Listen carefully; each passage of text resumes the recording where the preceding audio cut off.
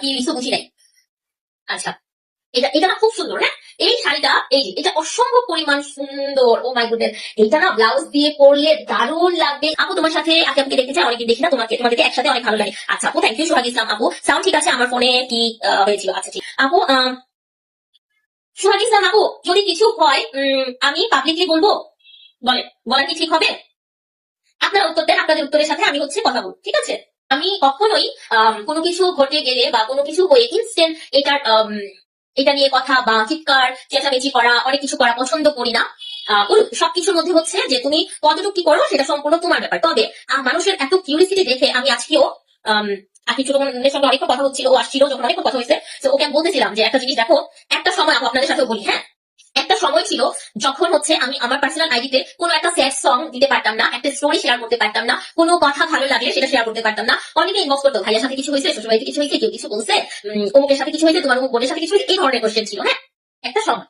But এখন কি হচ্ছে, এখন হচ্ছে কোনো কিছু বলতেই পারছি না, কোনো কিছু শেয়ারও করতে পারছি না। ইনস্ট্যান্ট কোথা থেকে যেন এক ঝাঁক মৌমাছি এসে শুরু করে যে আখির সাথে কিছু হয়েছে, আখি কি বেইমানি করেছে, নাকি তুমি আখিকে বাদ দিয়েছো, এটা করেছো সেটা করেছো, অনেক কিছু। আপু আই এম সো সরি, আমিও দিন শেষে একজন মানুষ। এত কিছুর মধ্যে মনে হচ্ছে আখি আপুর সাথে তোমার কিছু হয়েছে, বাট তুমি বলতে চাচ্ছ না।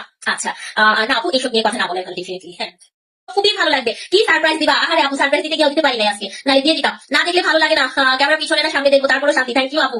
শাড়ির বহর গুলো অনেক চোরা, ভালো লাগলো। হ্যাঁ, বহর চোরা আছে। আমার এখানে আজকে একজন লিখছে, এতদিন কমপ্লেন করতে দেখে নাই, আজকে আবার কমপ্লেন করলেন আপনি, এরকম একটা কিছু একটা কমেন্ট লিখছে। ভাই, আপনারা যে কমেন্ট গুলো লিখছেন, আপনাদের কি মাথার মধ্যে গোবর ভরা? যে সব আপু এই ধরনের কথা লিখে, অবশ্যই কমপ্লেন থাকবে। আমি মানুষ, হ্যাঁ, আমি আমার হচ্ছে কমপ্লেন যদি থাকে, টেবিল থাকে, আপনারা কি সব কোশ্চেন করেন, আপনাদের সমস্যা আছে।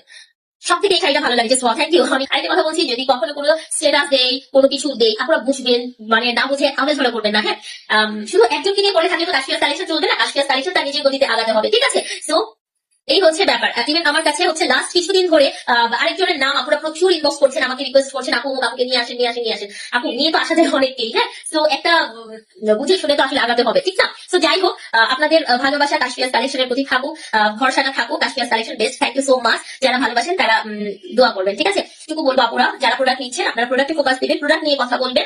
আশেপাশের অনেক কথা যতটুকু জানা দরকার ততটুকু জানবেন, যতটুকু নিয়ে আমি বলবো অতটুকু বুঝেন। আপনাদের কিউরিসিটি থাকছে, ঠিক আছে, বাট র্যান্ডমলি হচ্ছে একই কোশ্চেন যখন অনেকজন করেন, সেম কোশ্চেন আসতেই থাকে, ওগুলো না বলে আমরা প্রোডাক্টের দিকে মনোযোগ দিব। যেহেতু এটা আমার বিজনেস পেজ, এটা আমার কোনো ব্লগিং পেজ না যে আমি ব্লগ বিষয়ে কথা বললে আমি ডলার পাবো। হ্যাঁ, আমরা কিন্তু আজকাল অনেক পেজ বলবো, অনেক আপুদের কথা বলবো, তারা অল্পতে উঠে যাচ্ছে উপরে, বিকজ অফ তারা লাফাচ্ছে, খেলছে, করছে, এখন একটা অসুস্থকর পরিবেশ তৈরি করছে শুধুমাত্র ডলারের দেশায়। সো ওইসব তো আমরা করছি না, আমরা তো প্রোডাক্ট দিচ্ছি, আমাদের সেল করতে হবে, আপনাদেরকে দেখাচ্ছি, আপনাদের মাধ্যমে হচ্ছে আরো মানুষ জানবে, আরো মানুষ বুঝবে যে প্রোডাক্ট দিতে হচ্ছে বা এই পেজের প্রোডাক্ট গুলো কিরকম। সো সেটার ক্ষেত্রে আমরা একটু মনোযোগ দিব, ঠিক আছে আপনারা?